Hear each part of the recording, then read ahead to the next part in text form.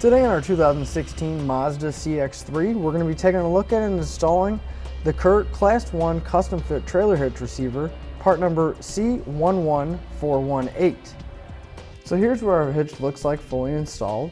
And as you can see, all it's going to be sticking out is the receiver tube.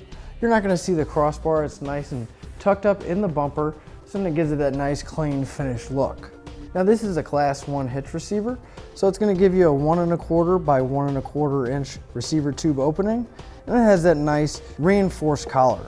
This hitch does use a standard 1/2 inch pin and clip, which is included, so there's nothing extra to buy. As far as the safety chains go, this is a loop style. It's welded on steel stock. That's what it looks like. And as you can see, there's plenty of room for most size hooks to either get them on or off. Now this hitch features a 200-pound tongue weight, which is going to be the weight pushing down. And it also features a 2,000-pound gross trailer weight, which is the amount it can pull. Now, I do want to mention you want to double check your vehicle's owner's manual to make sure your vehicle can handle that weight capacity. Now the manufacturer does recommend using a stabilization strap when towing any non-trailer loads. And you can pick one of those up on our website using part number 18050. Next, I'm going to be giving you a few measurements to help you when picking out accessories for your new hitch, such as a bike rack or a cargo carrier. From the center of the hitch pin hole to the outermost edge of the bumper is 4 inches. From the ground to the inside top edge of the receiver tube opening is 11.5 inches. Now that we've gone over some of these features, let's go show you how we get it installed.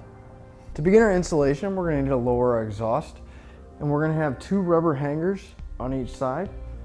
And I'm just going to take some spray lubricant and spray them down to help get them off a little bit easier. And before we lower our exhaust, I'm going to put a strap to support it so it doesn't fall down all the way. We should be able to pry the rubber isolator off of the hanger.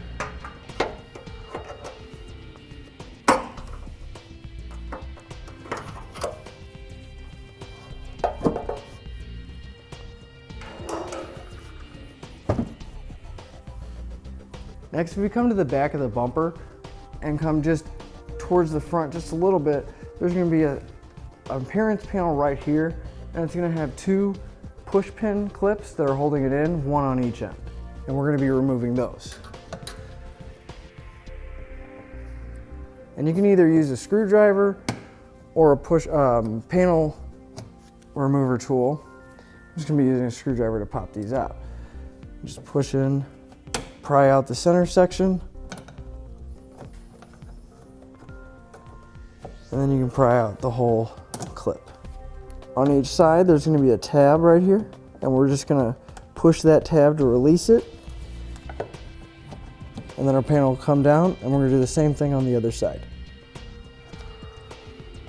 We're going to come right to where our exhaust cutout is right here, and we're going to go towards the front of the vehicle, and we're going to have 2 studs with 2 nuts on them, and we're going to be removing these 2 nuts on this side as well as on the other side of the vehicle. I'm going to be using a 17mm socket to take these off.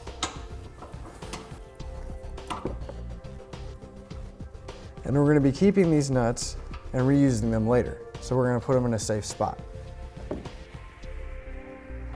And we'll repeat the same process on the other side. Now if we come to our back bumper again, here on the bottom section, right on the other side of the exhaust cutout, we're going to have push pins on each side. And we're going to remove the outer 2, 1 on each side.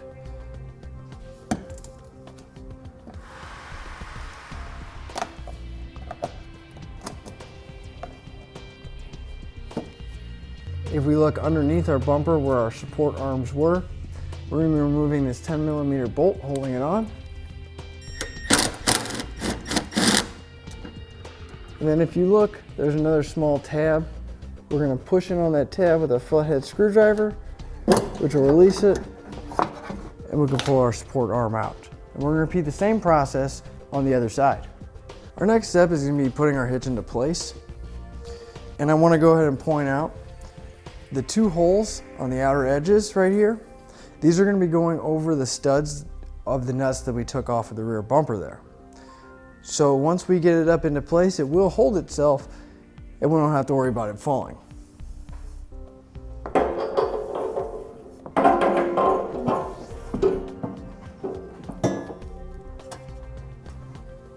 Now we're just going to take the factory nuts that we took off earlier, and we're going to loosely thread them on to the studs.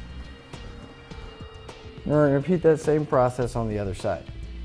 Next, here on the passenger side, we can find right behind our exhaust cutout right here is going to be our factory tow hook. And we're going to take the supplied spacer block, and it's going to go in between the hitch and our tow hook. We're going to take our carriage bolt, and from the inside going towards the out, we're going to line up the hole on our spacer block, and we're going to take our spacer block and we're going to feed it up in between our hitch and our factory tow hook, and we're going to line it up and feed our bolt through. Now once that's poking through, we're going to take our flange nut and we're going to go ahead and thread it on. Now with everything hand tight, we can go back and start snugging everything up.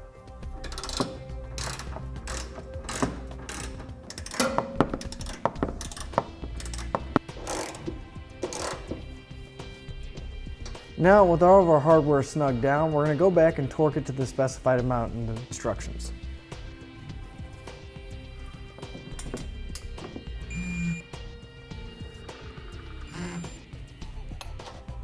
Now we have our hitch in place and all torqued down, but once we had it in place, we realized that we can't reinstall these panels, the support or the under panel that goes in the back right here.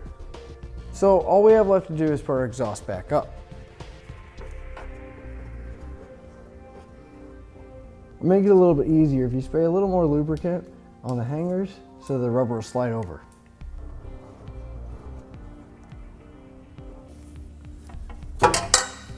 And that'll finish up our look at the CURT Class 1 Custom Fit Trailer Hitch Receiver, part number C11418 on our 2016 Mazda CX-3. Click the link below to shop, learn more, or visit us at etrailer.com.